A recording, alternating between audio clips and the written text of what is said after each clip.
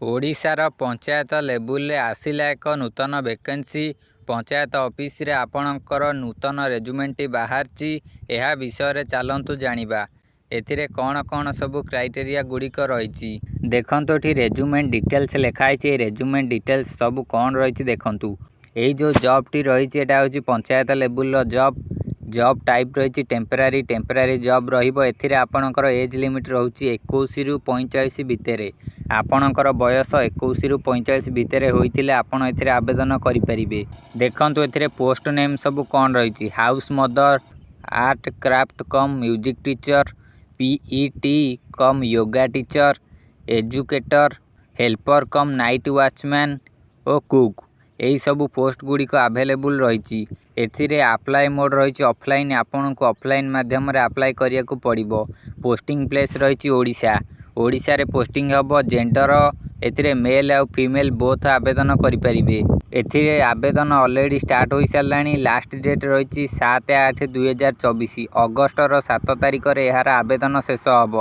ଆଗକୁ ଯେଉଁ ଅଗଷ୍ଟ ମାସ ଆସୁଛି ସେହି ଅଗଷ୍ଟ ମାସର 7 ତାରିଖରେ ଆବେଦନ ଶେଷ ହେବ। ଏଥିରେ ଦେଖନ୍ତୁ ଏଇ ଜବ୍ ପାଇଁ ଆପଣଙ୍କର କ୍ୱାଲିଫିକେସନ୍ କ'ଣ ହେବା ଦରକାର, ଏଜୁକେସନ୍ କ'ଣ ରହିବା ଦରକାର।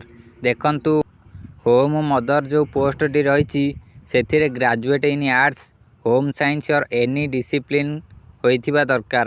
ଏହା ସହିତ ଏଜୁକେଟର ଯେଉଁ ପୋଷ୍ଟ ଏଥିରେ bachelor degree in any O science graduate ହୋଇଥିବା ଦରକାର। ଓ PET ୟୋଗା ଟିଚର ଯେଉଁଟା ଏଥିରେ bachelor of diploma in yoga training. ଏହା ସହିତ କୁକ୍ ଯେଉଁମାନେ ସେମାନେ 8ମ ପାସ୍ ଓ 10ମ ପାସ୍ ହୋଇଥିବା ଦରକାର। ଏହାପରେ ଦେଖନ୍ତୁ ଆପଣଙ୍କୁ ସ୍ୟାଲେରୀ ଏଥିରେ କେତେ ମିଳିବ।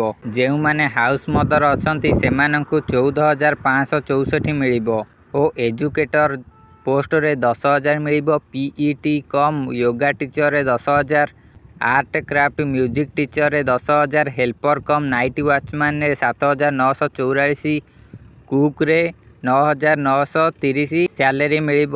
ଏହାପରେ ଦେଖନ୍ତୁ ଆପଣ ଯଦି ଏଥିରେ ଆବେଦନ କରନ୍ତି ସିଲେକ୍ସନ୍ କିପରି ହେବ। ଆପଣଙ୍କର ମାର୍କ ବେସିକ୍ରେ ସିଲେକ୍ସନ୍ କରାଯିବ।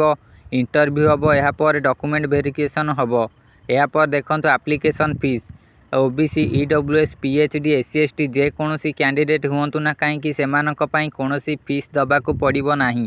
ଏହା ସହିତ ଆପଣଙ୍କର ସାର୍ଟିଫିକେଟ୍ କ'ଣ ଲାଗିବ ଦେଖନ୍ତୁ। ଡକୁମେଣ୍ଟ ଗୁଡ଼ିକ କ'ଣ ଦରକାର। Qualification certificate indicating the date of birth, recent passport size photo, caste certificate ଓ ଏନି ଏକ୍ସପେରିଏନ୍ସ ସାର୍ଟିଫିକେଟ୍।